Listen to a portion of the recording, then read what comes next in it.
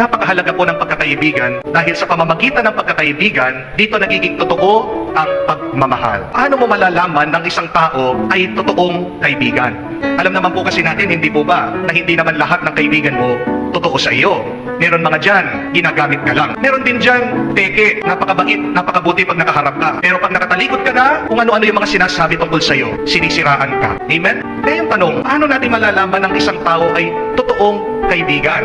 Una po, ang totoong kaibigan, palaging nandyan sa iyong pangangailangan. Pero pangalawa, nandyan ang totoong kaibigan, hindi lang sa iyong pangangailangan. Pero kahit hindi mo siya sabihan, nandyan siya para sa iyo. Ano pong tawag natin dyan? Sensitibo. Kahit na hindi ka mangusap, kahit hindi ka magsalita, nararamdaman nila kung ano yung kailangan mo. Na kahit hindi ka magsalita, nararamdaman nila na mayroon kang pinagdaraanan.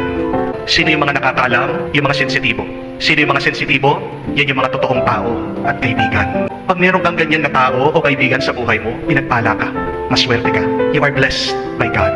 Ang blessing po, hindi lang naman yung ari-arian eh. Ang blessing, hindi naman yung magandang pangangatawan lang.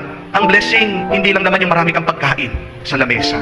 Ang blessing ay yung wala naman sa magandang posisyon lang sa buhay. Pero ang blessing po ng ating buhay, makikita mo din dun sa mga totoong tao na nandyan kasama mo sa iyong paglalakbay. Pag meron kang totoong kaibigan, pinagpala ka.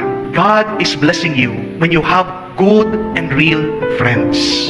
Kaya magpasalamat po tayo sa Diyos. Pag meron kang kadamay sa iyong paghihirap at pag merong tao nakakaintindi sa iyo, kahit hindi ka nagsasalita, naririnig ka nila, naiintindihan ka nila, napakaswerte mo, pinagpala ka. Meron kang totoong kaibigan.